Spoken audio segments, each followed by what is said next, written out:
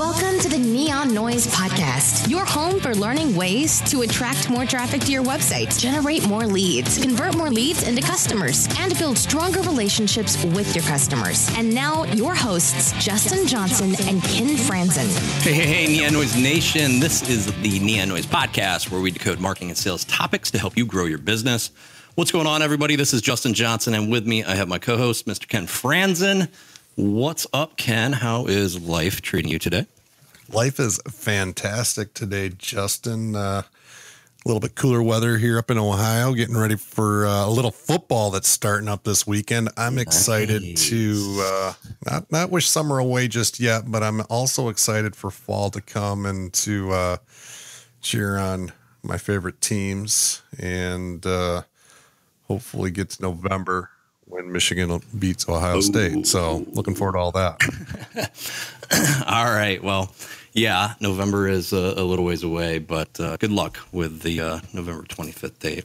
Anywho, so excited to hear from our featured guest today. He is an expert when it comes to coaching individuals and teams to achieve peak sales results. Today, we will be speaking with Stan Way.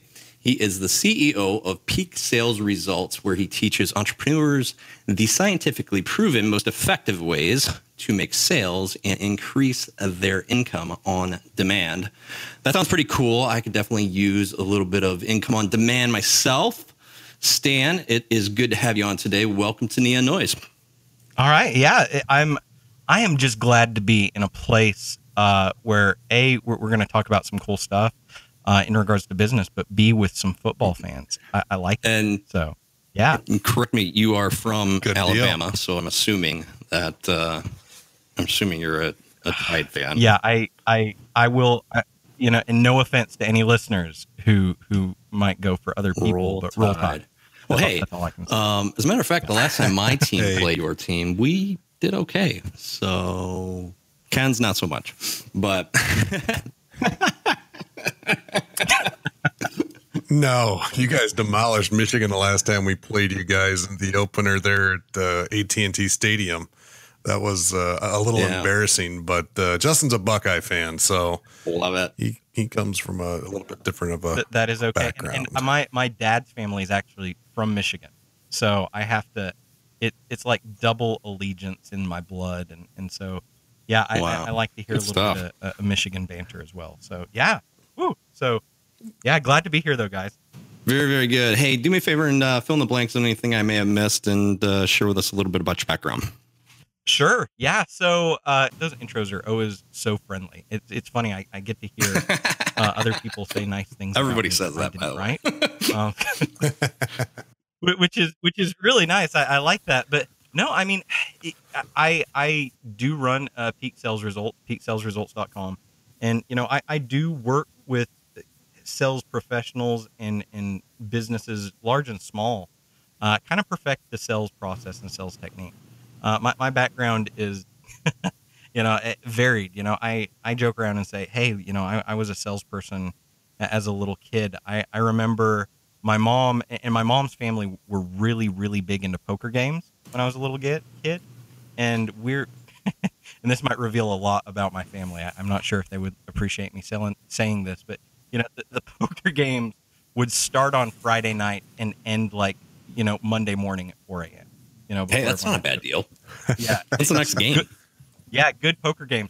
But it was funny because there was always beer, and I remember my older cousins and my aunts and my uncles and these random strangers from down the street coming in, and they'd plop down the 24 case of Milwaukee's Best, the best.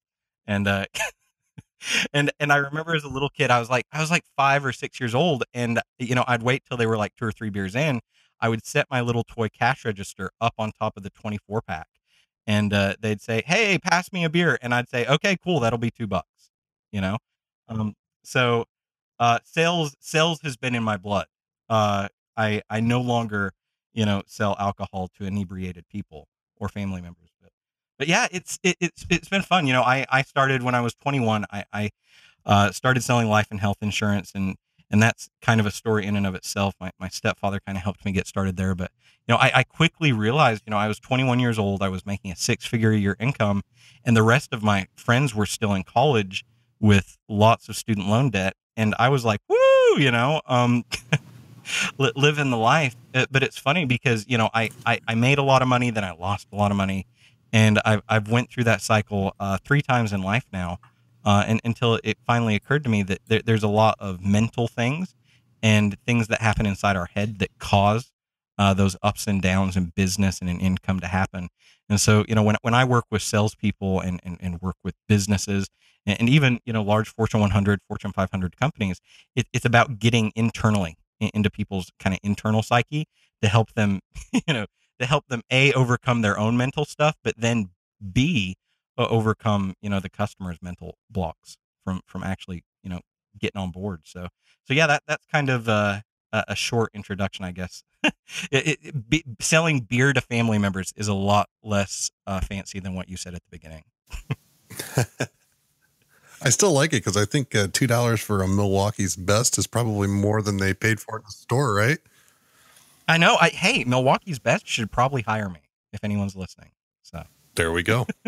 Stan, touch on those mental triggers you just mentioned. You said there's mental triggers that kind of make those ups and downs happen. What do you mean by those? Sure. So, and to kind of speak it to the audience that you've got here, obviously you guys run a super successful business, kind of leaders in your industry, obviously expanding. I've worked with a lot of people in digital marketing, and it's kind of funny. People, it doesn't matter the business. It doesn't matter the vertical, the niche, the product or the service that anyone's selling. What happens is that, you can see other people succeeding in it. And you can sacrifice and invest in your own coaching and training, or, maybe buy a program or something, and you can start it. But most people fail. I mean, let's be really honest. Most, over 95% of businesses that start out are going to be gone and dead in the next 5 years. And it's usually not because of skill set so much.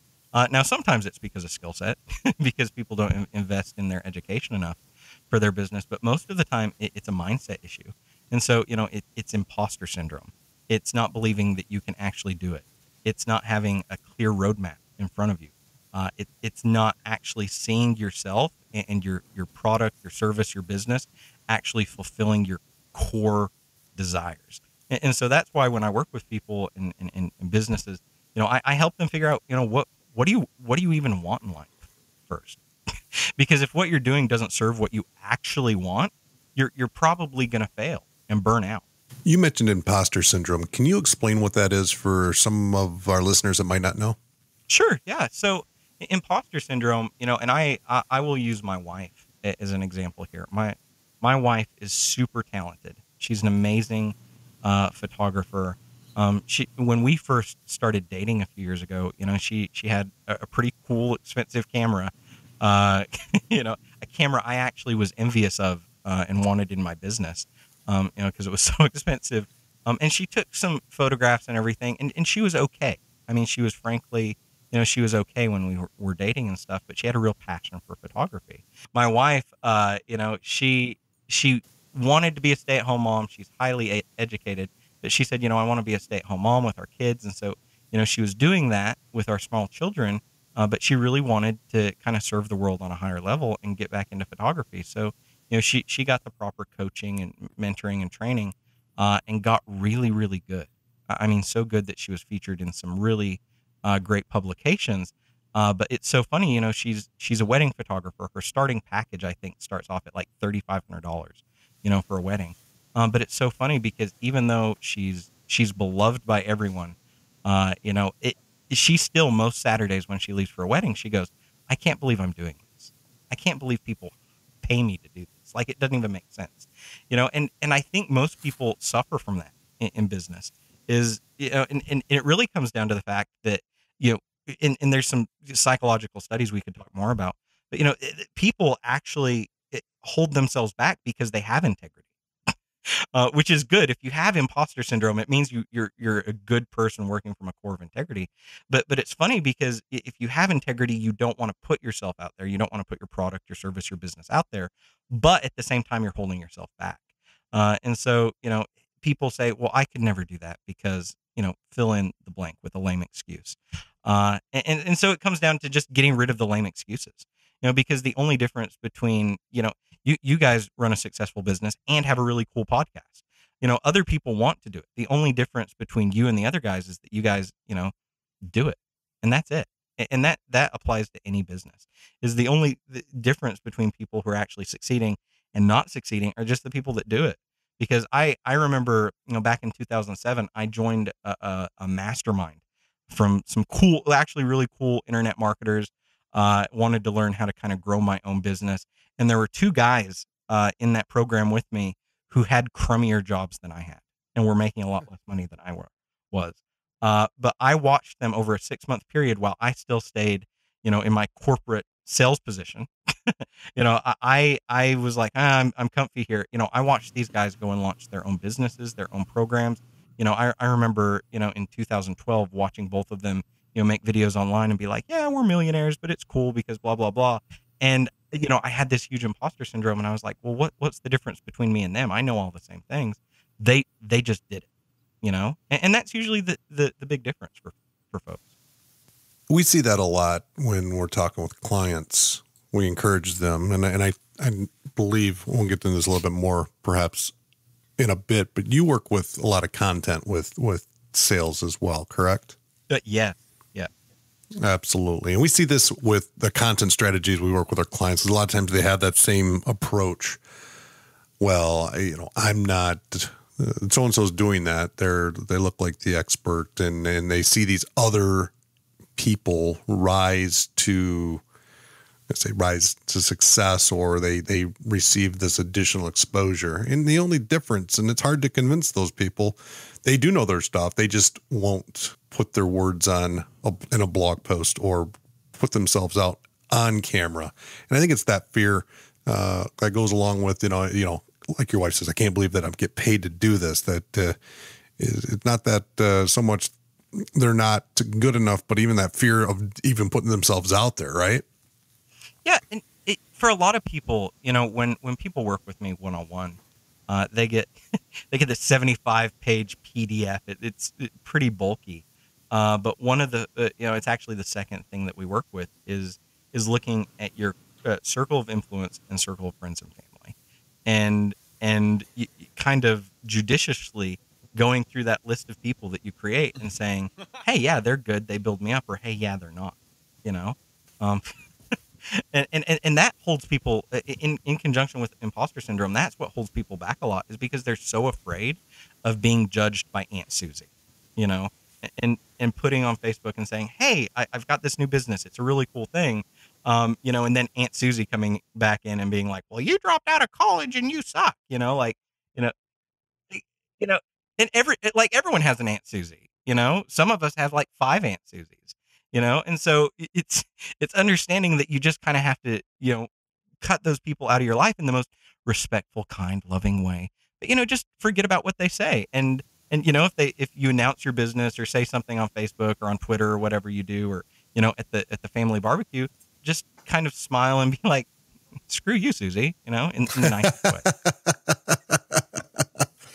I love it. I love it. You mentioned that your methods are scientifically proven. What do you mean by that? Yeah, so this is one of the things that kind of sets me apart from other people that kind of do what I do. No one really does what I do, which is cool. Like I love that. Like, there are really cool people. You guys recently had on Ryan Stewman. I love Ryan Stewman. He's cool. There's Grant Cardone.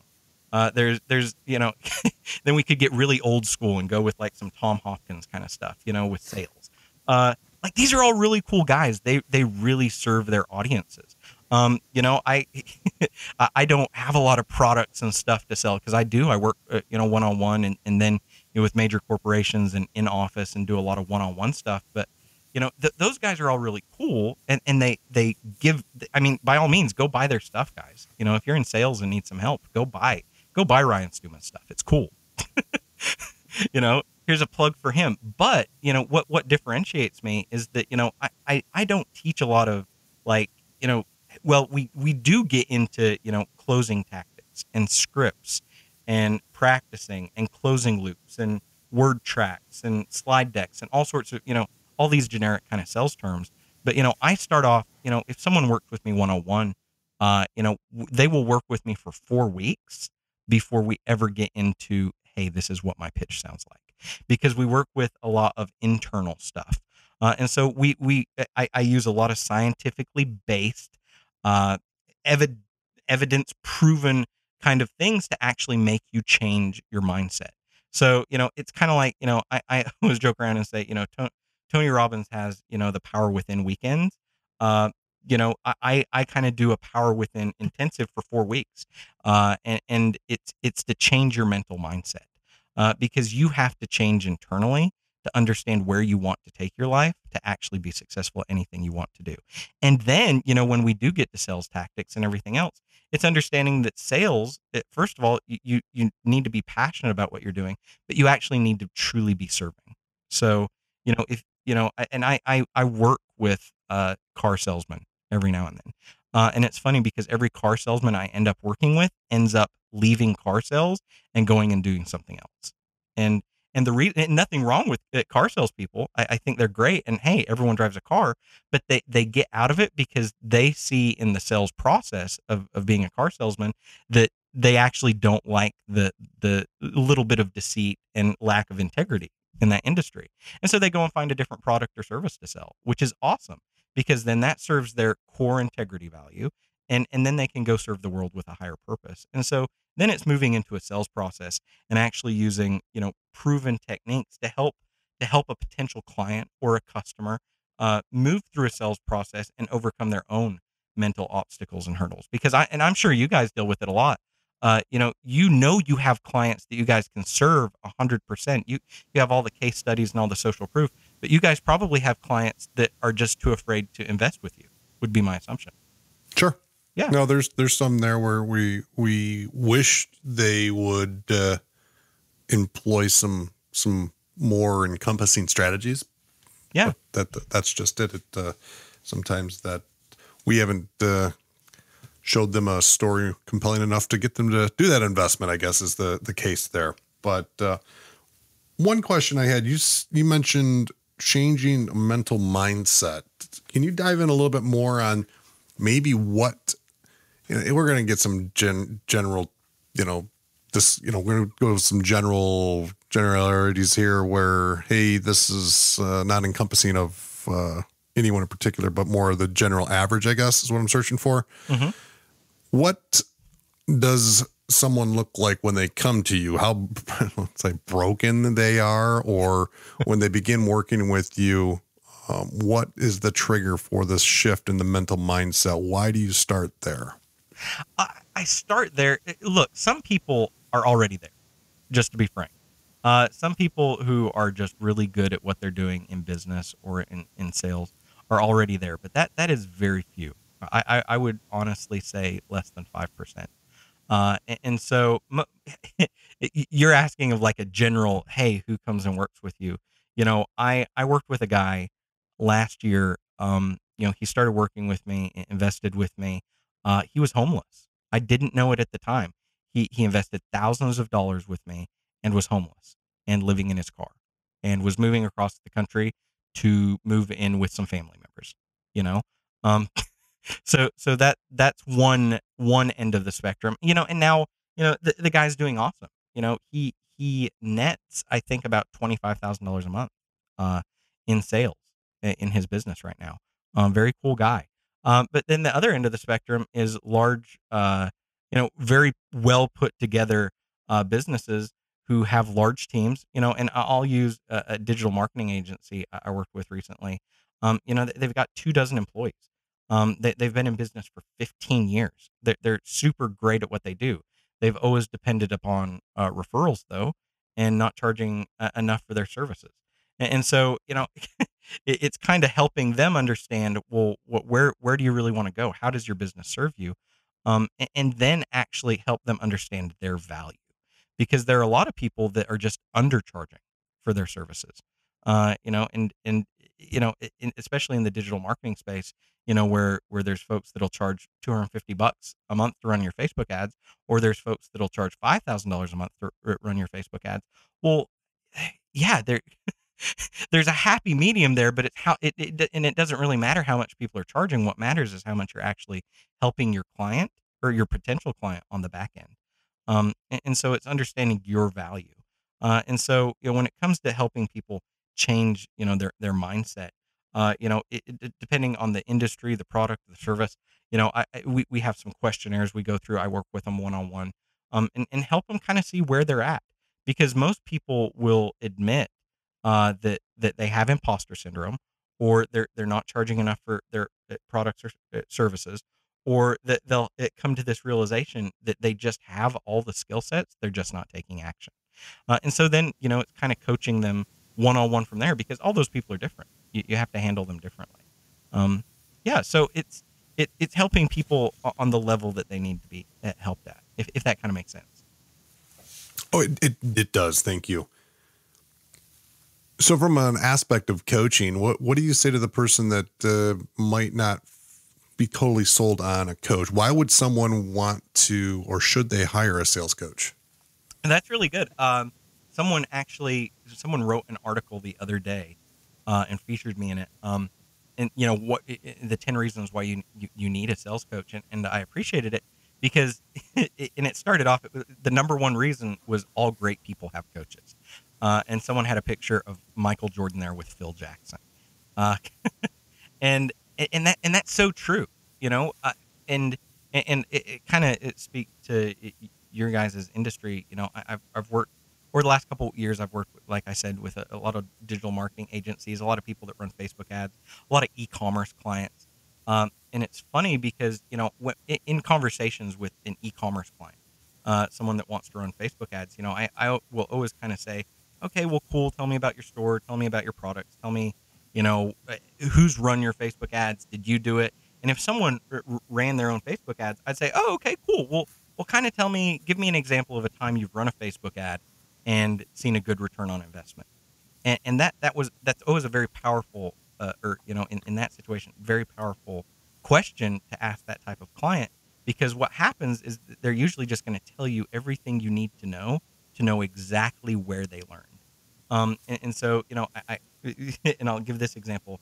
I spoke to a lot of people over the last couple of years who have said, oh, well, this, and, I had to season the pixel, and then I had to do this, this, and this. And I'd say, oh, okay, cool. So it sounds to me like you bought this course by so-and-so to learn how to run Facebook ads. Is that right? And people would go, whoa, how'd you know that? And I'd say, oh, well, because you just said exactly what they taught, And I'd say, okay, cool. So you spent, $3,000 on this course. Kind of tell me, you're obviously speaking to me now. You need someone else to run Facebook ads. Give me an example of, why is this not working at this point for you? And it's funny because once again, it's not skill set. A lot of times it's mindset. And so, excuse me. And so in those situations, walking someone through a sales process like that, when you're in sales, if you're just a master in your industry and you know it like the back of your hand, I can ask those questions on a sales call across multiple industries and know who they've learned things from. If I ask you about Facebook ads, I can find out, without you telling me, who taught you, where you learned to do Facebook ads, because I've bought all the courses. If you're trying to do drop shipping or e-commerce or any of these other things, or you're in sales and you learned a particular closing phrase, I can tell where you learned it. And so I say all of that because a lot of people have went and invested in their education and spent, a few, $50, a couple $100, a few $1,000s on programs that for some people work. And they work for some people because they're mentally there. They can just take the action. Other people don't, though. Other people don't take the action, and it's because they're missing that personal aspect. And so, to go back to your base question, why do people need a coach? Well, some people just need to be told straight up like it is. I had a morning about 3 months ago where, my 9 a.m., my 10 a.m., and my 11 a.m. calls, they were all wonderful women that I've worked with for months, but I made them all cry. By 9:30 there was weeping on the phone, and by 10:30 there was weeping on the phone. 11:30 there was weeping on the phone. So I went to lunch with my wife, and she's like, "You, what is wrong?" And I said, "I just made a lot of women cry," But yeah, but that part of being a coach is, it's telling people the straight, honest truth, but loving them enough and seeing their potential enough to be able to give them the action steps to get there. Because so many people are held back usually, by so many different things. Once again, imposter syndrome, mental roadblocks, Aunt Susie, whatever it is, you have to help them overcome it. So for some people, look, a program's great. For other people, coaching is great. But for most people, yeah, most people need a coach. That's why, Facebook, and kind of speaking to your industry again, Facebook Blueprint is an amazing, amazing, amazing resource. Anyone could go, and if they were a go-getter, go and run their own Facebook ad, but most people can't because they don't have the time, the commitment, or the passion for it. And that's all there is to it. So if someone wanted to do that, would need to get a good coach or hire you guys. Sure. And we tell them that oftentimes as well as, hey, everything you need to do for Facebook, Google AdWords is online, and it's well documented if you want to go through the steps. The difference is, much like your trade, you're better at it than I am. So I should hire you to be my attorney or my brain surgeon, just because you've a little bit more experienced and the know-how there. The trade-off is worth the investment. Yeah. No, and I'll tell you, if I can say this, I don't like the word hate. I think hate is a bad 4-letter word. Here in the Way household, we try not to say the word hate, but I'm going to say I hate DIYers. I hate them. In business and even in life, in a little respect, because look, if you want to remodel your bathroom, that's cool, and if you want to DIY that's cool. But for me, from my sales perspective, I would much rather spend the next 26 weekends of my life creating an income producing activity that would pay for that bathroom and 13 more. Sure. And it goes for business as well. A lot of people want to DIY their way through a website. Like why create a website? I can give you a guy on Fiverr that'll create you an amazing website for $65, and it'll look better than anyone else in your industry and be set up correctly. Sure. It's DIYers. I respect them, but I think that sometimes they're looking backwards at their business. And so a lot of time with salespeople, it's the exact same thing. You have to switch it backwards and say, well, why do you want to do that? Like even a sales schedule or an appointment schedule. Like why do you want to deal with that and call and confirm your own people? Outsource that. Spend $15 a day, let someone else do it, and focus on doing what you're good at, which is selling. Hopefully. Absolutely. Now, you call yourself a sales coach. How does this differ from a business coach or a life coach? Because the coaching world's very popular right now. And I'm just looking for, because some of the items you talked about in the foundational exploration wouldn't be something I would consider a sales coach to jump into. So can you kind of jump into that a little bit more and kind of tell us how a sales coach is different from the more common business or life coach? Sure. Well, and I'll take this phrase, which is often said in my industry, which is everything in life is sales. Everything, and it starts with marketing. From the first time people see your first ad online, your first banner ad or something in a newspaper, everything in life is sales. And it starts with marketing. What differentiates a sales coach from anyone else? To speak to your point, this is what's wrong with 2017 right now when we're recording this interview, is that a lot of people, I say a lot of people, almost everyone online is raising their hand and saying they're a coach. I'm a coach. I can teach you how to do this. And the fact is you look at their background and you say, okay, cool. Well, what's your social proof there? Well, there is no social proof. I've never done this before. I watched a YouTube video. Gary V got me really pumped up. So, which is great. I'm glad people get excited, but there's all sorts of different coaches in different industries. A business coach is going to kind of give you an overall plan and lay it out a little bit differently than I would. You talked about a mindset coach. Honestly, so much of what I cover is mindset. That if you're in sales, I don't think you need a mindset coach. I think you just need a good sales coach, because a good sales coach is going to help you through that. So, I'm very specific in that most all of my business honestly comes to me through referrals.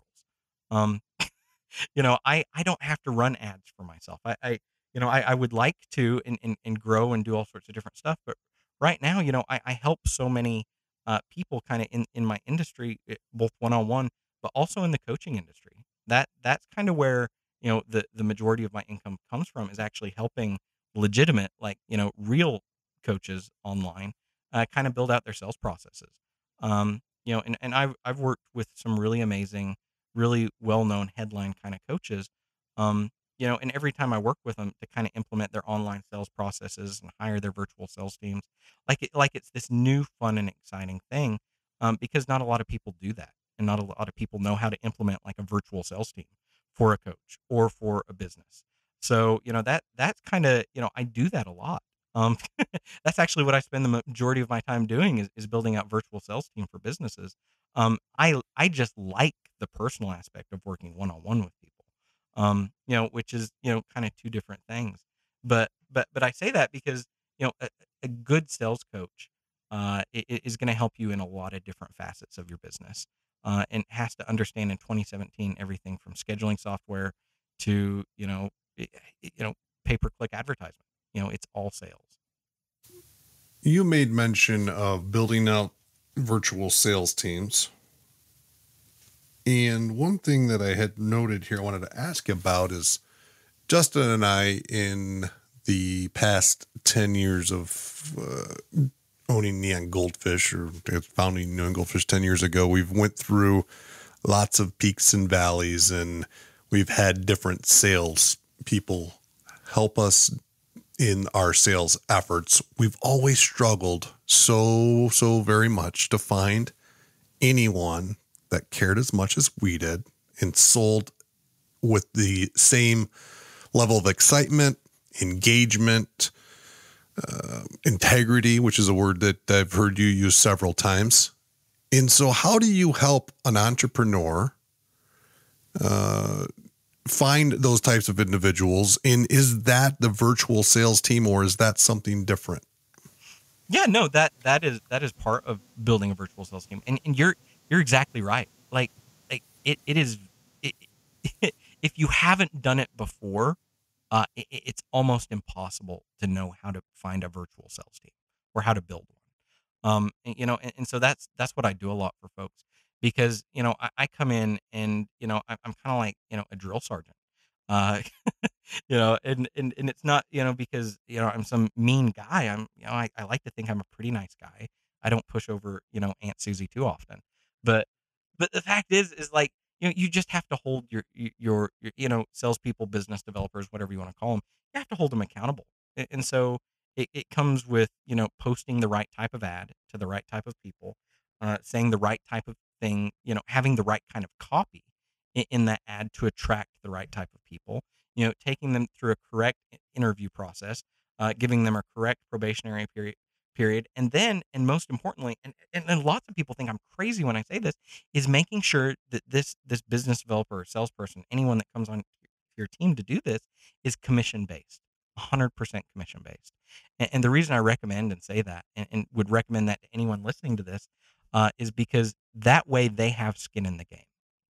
That way, they're going to be just as passionate as you.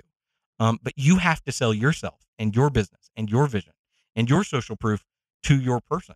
You know, it's a two-way sale, really.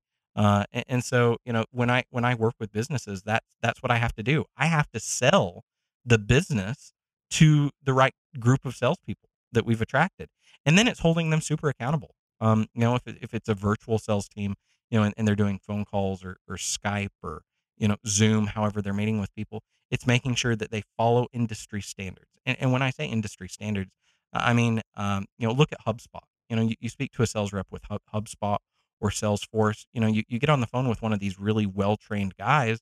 They're going to start the call and they're going to say, "Hey, John, is it okay if I record today's phone conversation? That way, if you have any questions or anything at all, or if you want a copy of the recording, I can send it to you afterwards. Okay, cool. And that's what HubSpot does. You know, they're an industry leader in inbound marketing, and so it's not about reinventing the wheel. It's just holding a virtual sales team or any sales person to those standards of saying, okay, cool. If you're going to work with me, you have to record every call. Now, make sure that you're doing it legally, much like in the way like I just gave the example. Ask for permission. If they say no, okay, don't record the call, but make sure that they're recording the call. And the reason for that is because it's so important for a good salesperson to go back and review their pitch and their process. So important. So important. And that's part of just sales 101 is you have to review what you're doing. But then second of all, you as the employer or any business as an employer that has, a virtual sales team, you can go at random and listen to these recordings and go, "Oh man, whew, he's really not that great in this one area," and coaching around it, if that kind of makes sense. So it is a difficult process, but once you've done it once and seen it done, it's easy to duplicate. But it's hard because there are a lot of moving pieces in having a team like that. You mentioned Sales 101 and reviewing the pitch through these recorded calls. What are some of the common mistakes you encounter with either salespeople or entrepreneurs in their selling efforts? It all goes back to what we talked about at the beginning. It's usually lack of confidence. You know, I listen to a lot of people's sales call recordings. I've listened to thousands and thousands at this point. And it doesn't matter if it's a one call kind of close process or a 2-call close or a 3-call close.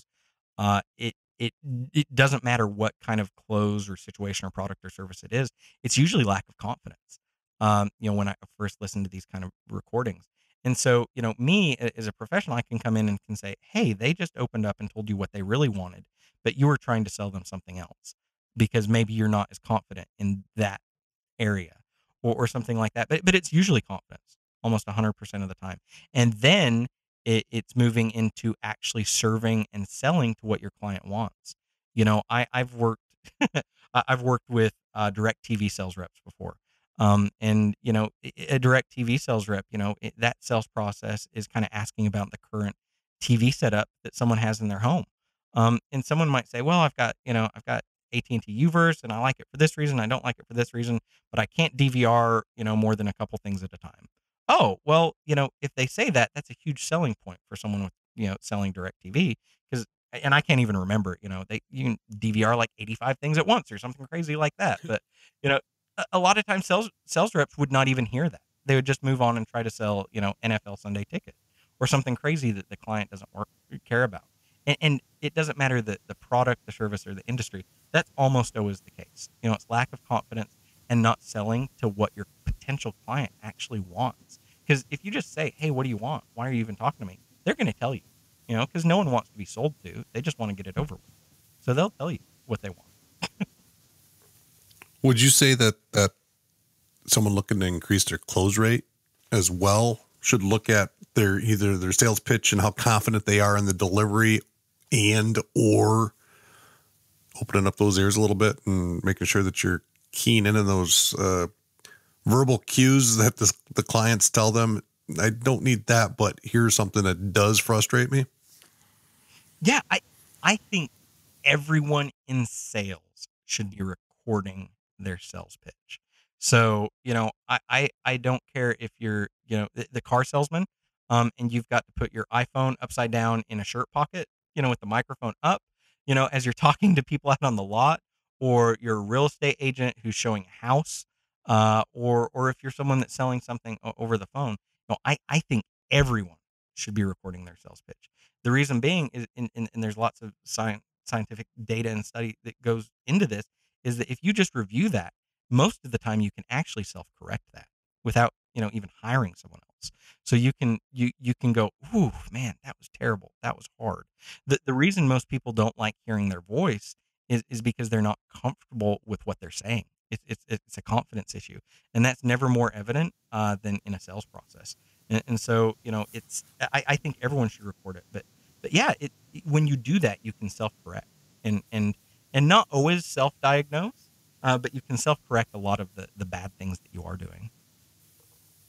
And you're saying with that, then to get it into a more consistent delivery, more confident delivery, what should they be looking for? If they're recording this, they're going back, they're playing the recorded audio, they identify a verbal cue they might have missed, or they say, well, I sound like a bumbling fool here. Yeah. What are the cues that they should be keying in on?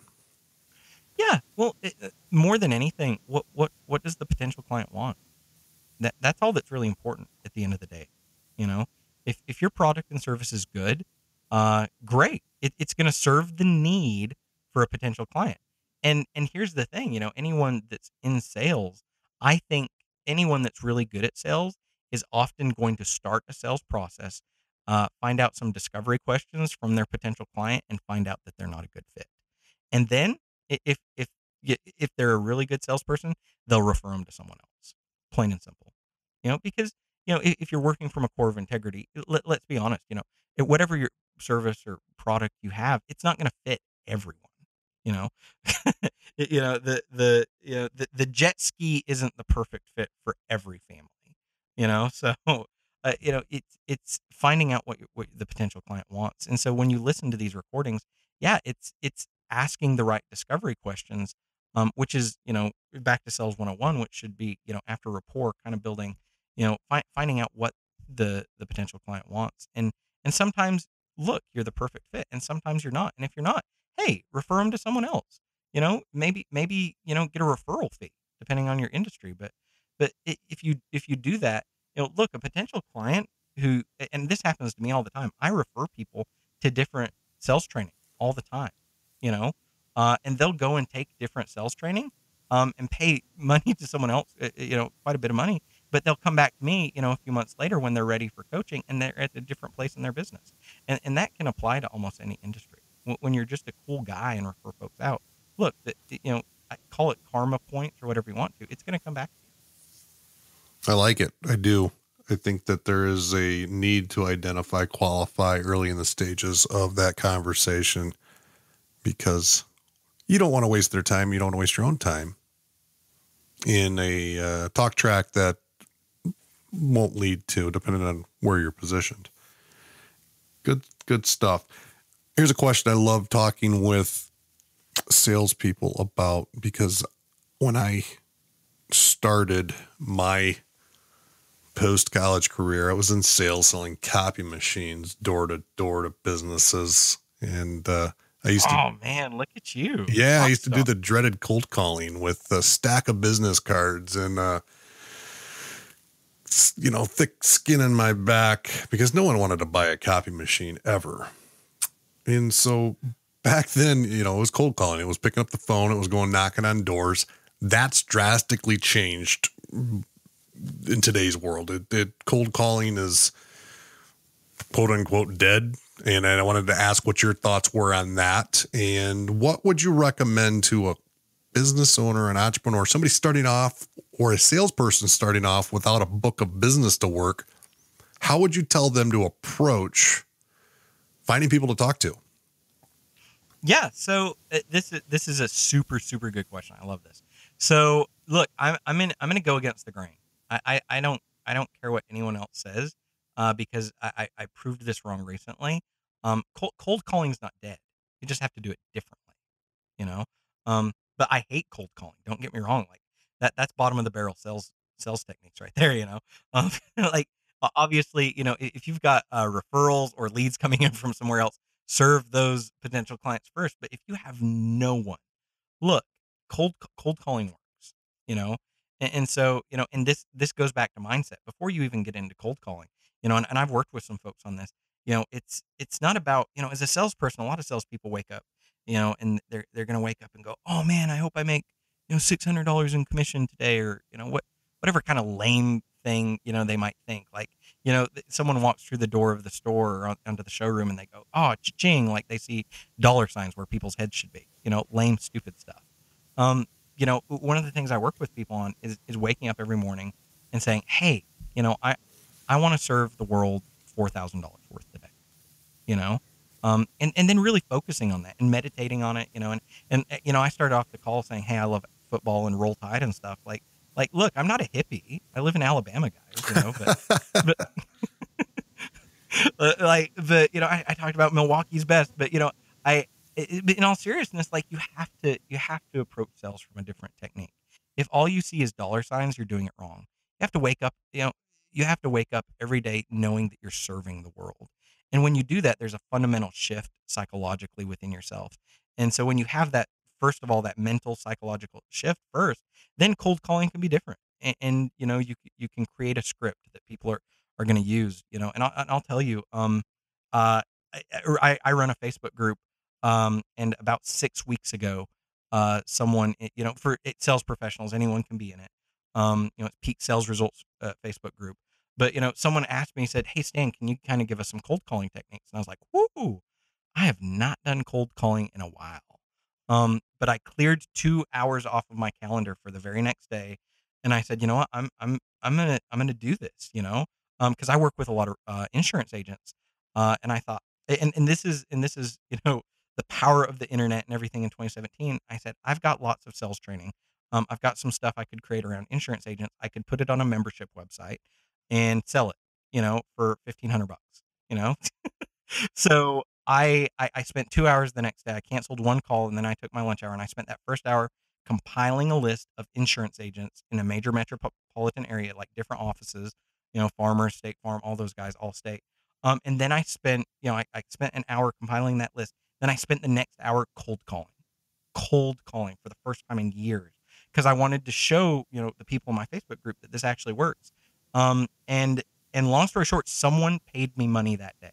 They didn't pay me money on that first call, but I sold a $1,497 training program for insurance agents, how to increase revenue and close more business. I sold that guy. The guy called me back that evening and said, hey, I want to sign up. And I was like, okay, cool. And I said, all right, you'll have access to your website on Monday because, and he didn't know this, but I've got to create it. And then, but I had all the recordings and stuff, and I've worked in that industry, so I knew everything I was teaching was, would serve him. 3 people, I can't even remember. I'd have to pull up the spreadsheet, but 3 people from an hour worth of cold calling have called me back and paid me $1,497 from an hour of cold calling. And something I haven't done in years. So, and I not to press the point, but cold calling is not dead. You just have to change your approach. And so, yes, you don't want to be doing cold calling. You want to be speaking with leads. But people who are starting out, it's understanding, you need to focus on one technique, get really good at it, and move on. So if you're at the bottom of the barrel as a salesperson, look, cold calling is great. If you're mid-range and you can invest a few bucks, I work with a guy, he's part of a mastermind I work with. I taught him, he sells cell phones, and every single time he sells a cell phone, I tell him to build the rapport and everything, and it's the apps are installing on the new cell phones he sells. Tell people to go and like a personal Facebook page and then visit a website that's linked on that page, and he pixels them with a Facebook pixel. And so here he is, he's a cell phone salesman. Most people are like, oh yeah, that's a guy who could work in a kiosk in the mall. Well, yeah, but the dude is going to bring home over $200,000 this year, from using small little, like a Facebook pixel and running a few ads now and then, 25% off a cell phone case. So, there's a lot of different techniques. There's so many different ways. In 2017, anyone can be successful at sales if they get the right training. So what was the different approach? Do you recall when you were doing your cold calling? Because 3 sales and an hour's plus worth of work is a decent return. It's okay. Yeah, it's not bad, all right. So what was the different approach you took there? You had a helpful approach, and you kind of keyed in on a couple things that we talked about here with some other guests of, you don't start off with this, this is the all the benefits and things along those lines that this product will do for you today. What do it take me to get you into this before we leave this conversation? Approach that we get this, the stereotype of a salesperson that so many people have. Yeah. So it's it's understanding that, once again, you have to psychologically prepare yourself for it. And and sales, and especially if you're going to do cold calling, it's getting ready for a lot of no's. So I knew going into that hour of calls I was about to make, because I had from 1 to 2 p.m. because I could cancel my 12, but I couldn't cancel my 2 o'clock call. So I knew whatever I was doing had to be done by 2. And so I was like, I'm just going to take a lot of no's to the chin right now and go for it. And the approach, like I said, first off, it's psychological. It's actually wanting to serve. So getting on that call, anyone who's done cold calling understands that gatekeepers are going to make or break you. you know and so and this is one of the things I teach people I work with one-on-one is relating to that gatekeeper, being so abundantly kind to that gatekeeper, asking for, because usually that gatekeeper, who is usually a woman, and I'm not stereotyping here, it's just usually a woman. It's just being nice enough and kind enough to this person and asking for her email address and saying, okay, cool, so if I can't talk to John right now, when would be a good time? Okay, cool. Hey, I understand. He doesn't usually speak to people who are cold calling. Look, Susie, what is your email address? I want to send you over a 1-sentence email. You can kind of check me out, and then if you've got any questions, forward it on to John. Let John call me back. And there's a lot of different nice things that you can say in a 30-second interaction to let Susie know, like, and trust you. And if you can get an email address and just send her a 1-sentence email with a link to your website or a link to your product or service or anything else with a little bit of social proof, look, she's going to forward on the information to John. John, who's always my imaginary potential client. Sure. So yeah, it's understanding. Like, if you go, like, anyone that goes and Googles how to get past a gatekeeper right now, most of those articles I think are like 15 years old on there. Those tactics aren't going to work. In those tactics, 15 years ago, kind of recapping what we've just finished talking about, it was so very different based on the different ways that consumers buy now, where sales cycles are a little different as well. We don't approach buying a television quite the same way that we used to, or even looking for a recommendation for a moving company or a realtor. It is completely different these days than it used to be.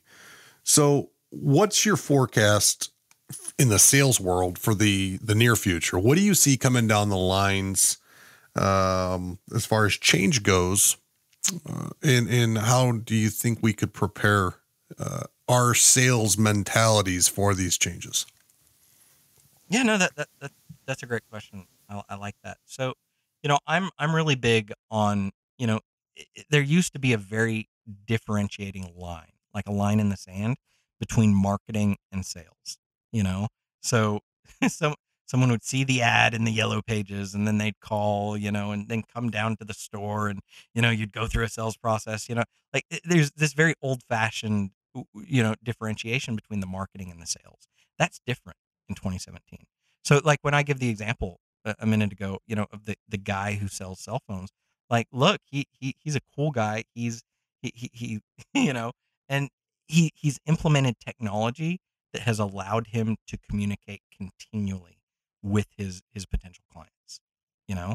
And so no matter what kind of product or service or business you have, you have to understand that you need to find a way to continually be providing content and information for your potential clients. So, if that's having a Facebook group, great. If that's running Facebook ads, great. I think every real estate agent in the world should have a Facebook Messenger bot. I think every single one of them should.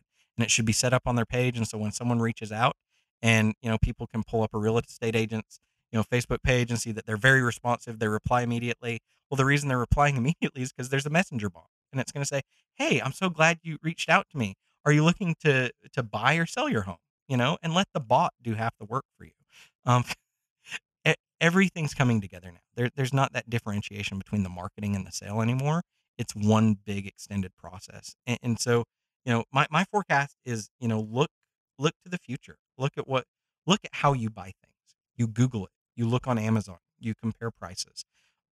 So you need to make sure that whatever product or service you have, when people kind of go to compare you to others, they can find the information. And so for every product and service, that's going to be different, but it's using the technology we have. Because anyone in 2017, I believe anyone working very minimal, you can be lazy in 2017 in sales and still make 6 figures a year in commission. I 100% believe that. I love it. I see on your website, there's a book called The Joy of the Sale that's being released soon. What can you tell us about that book, and when do you think it might be released? Ooh, that is a good question. I love that. So, that is actually a question. Someone else was possibly going to publish it, and then I kind of pulled back. And I like everyone in the world, I like controlling everything. So I think it will probably, what is it? It's August right now. It'll probably be December, in preparation for the new year. But yeah, the joy of the sell is it's part story, part technique. Which I tell everyone, stories sell. If you can use stories and implement stories in your sales process, look, you're going to be golden. And that book is going to be proof of concept with that, because it's my story, which I only told you guys the fun part about Milwaukee's best at a poker game, but it's every salesperson has a story, and I think every individual has a story. So yeah, that should come out by the end of the year, and it's going to be showing people how to use those stories in a sales process to actually help people know, like, and trust you more. Very exciting. So besides the book, what else are you working on right now? What else has you really excited at the moment? Yeah. So, I have a lot, of things in the pipeline, actually. So it's kind of like you asked that, and I just want to word vomit everywhere. Yeah. 'Cause you ask about that book, and I'm like, what book is it? Because, we've actually got, 2 other books like lined up, hopefully over the next 18 months to come out back to back to back. But in addition to that, I've always kind of spoke, it kind of like small conferences, and I do a lot of in-office trainings and stuff like that. But that's what I love is, you can, and different people look at it differently. You can serve a lot of people on a small level, or you can serve a small group of people on a big level, and I like my business to be half and half. So, I'm doing a lot more speaking. And so I love that, because it's being able to serve a lot more people just a little bit to hopefully kind of bring them into to change their lives for the better. Awesome. Hey, Stan, ton of great value today. What's the best way for our listeners to get in touch with you? Yeah. So really the best way is going to be, if you're in sales, you want to be in sales, you want to network with a cool group of sales professionals, I say, hey, head to Facebook, Peak Sales Results Facebook group, or just check me out at peaksalesresults.com. That's really just my home base for everything. But yeah, that's the absolute best way. Hey, before we say goodbye, what is one piece of parting advice that you would give to our listening audience? Just do it. I think a lot of people listen to podcasts, and I can say this personally as someone who is a podcast junkie, in a corporate sales training position that I hated. I listen to podcasts all day, every day, and I'd get really inspired, but I wouldn't take action. Sadly, it took me more years in my life than I should have ever taken to actually just go take the action. So yeah, anyone who listens to this, just go do it. I mean, the worst thing that can happen is you're going to fail. And if you're going to fail fast, and then do it again, So yeah, that's it. Just go do it. Yeah, Noise Nation, we hope you enjoyed our conversation today with Stan. Be sure to go over and check out his website at peaksalesresults.com or online on Facebook at Peak Sales Results. Stan, thanks again for being on the show today. We really enjoyed your time with you today. The show notes for today will be available at neongoldfish.com/podcast. Until next time, this is Justin, Ken, and Stan signing off. Neon Noise Nation, we will see you again next week. Thank Thank you for listening to this episode of the Neon Noise Podcast. Did you enjoy the podcast? If so, please subscribe, share with a friend, or write a review. We want to cover the topics you want to hear. If you have an idea for a topic you'd like Justin and Ken to cover, connect with us on Twitter at Neon Goldfish or through our website at neongoldfish.com.